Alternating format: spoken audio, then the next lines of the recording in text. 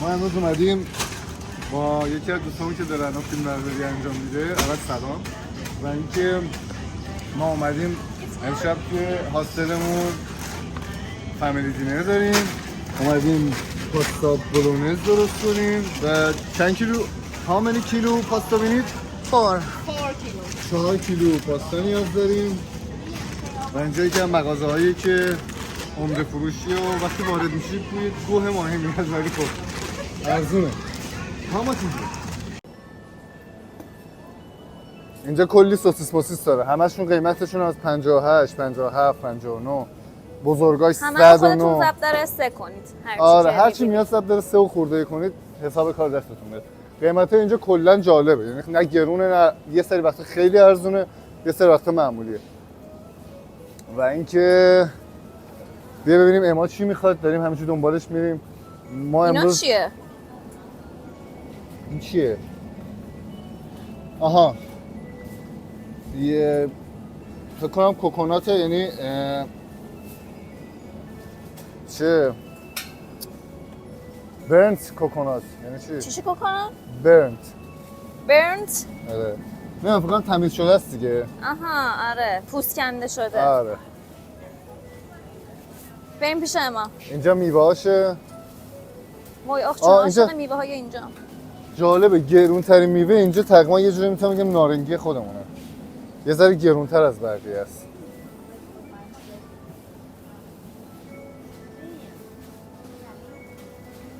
من عاشق اینام.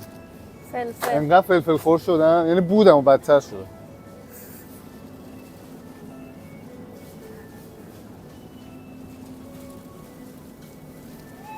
Let me help you. What do you need? Carrots and We have garlic. garlic. The peeled one I love to buy and chop, but they don't have anymore. So we're gonna make without garlic. سبزی خوردناشون اینجوری بسته Oh, بندی شده. we can buy another.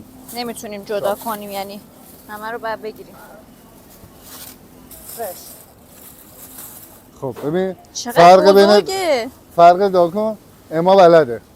این فرشه، این اول، ولی سایزا رو ببین یه ذره زیادی گنده نیست. این تازه است، این تازه نیست. اوکی. Same price.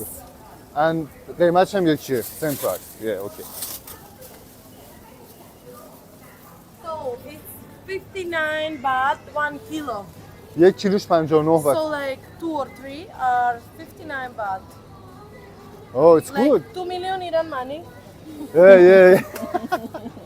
خیلی اینا تعجب کرده بودن. ما یه روز راجع به پولمون صحبت کرده بودیم، همه بغض کرده بودن ولی خیلی ما رو ناراحت می‌کنه.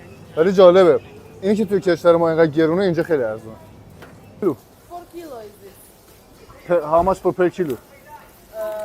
4 کیلو هم مرغ خریدیم. 80 baht 1 kilo I think. 80 بات هر یک کیلو مرغ چرخ کرده شه. اینا هم که سبزیجاتمون دیگه. Let's go. تخم مرغ صورتیه. من اگه تخم مرغ بودم.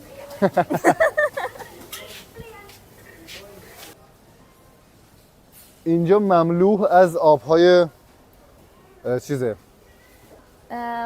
نارگیل. ما نارگیل. دیگه فارسی ضعیف. فارسی کم بلد. کوکونات. جدی اینجا ببین کوکونات تو همه بازن، چی نارگیل بازن. آب نارگیل میریزن. یکی از همه غذاهاشون شیر نارگیل داره، واقعا خوشمزه است. دیگه چی نیاز داریم؟ تن ماهی مثلا 136 یعنی 400 تومن. البته بسته بندیش دیگه 4 تایش. چه دونه 100 تومن. هم مثل مال خودمونه. آره. خیلی چیزا شبیه قیمتای ایران. یه سری چیزاش میگم ارزونه، یه سری چیزاش خیلی گرونه. من فکر کنم اینجا رب گوجه میخوام بگیریم. آقا تسخیر شده انگار. اوه توماتو پیست. یه یهو من چشم خورد به این قفسه ها. کلی شرابه. شراب. آره.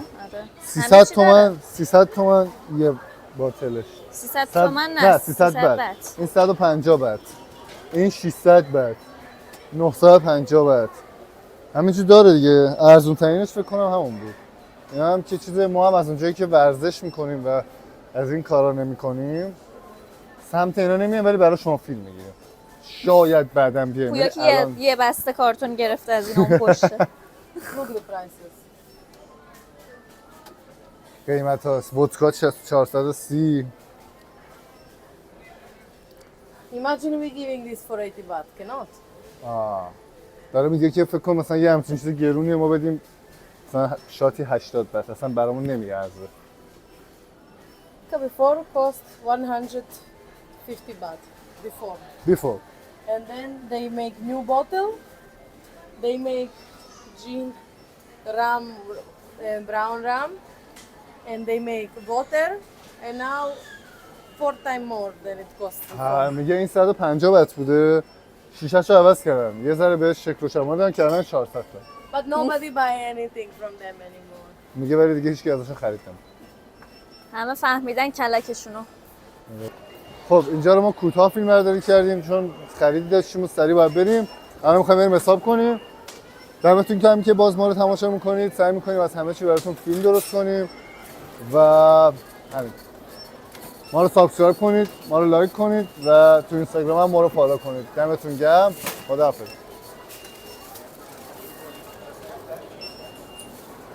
دست دیگه. خداحافظ دوباره. اینجا به خاطر یک کیسه هم 5 بات ازتون میگیرن.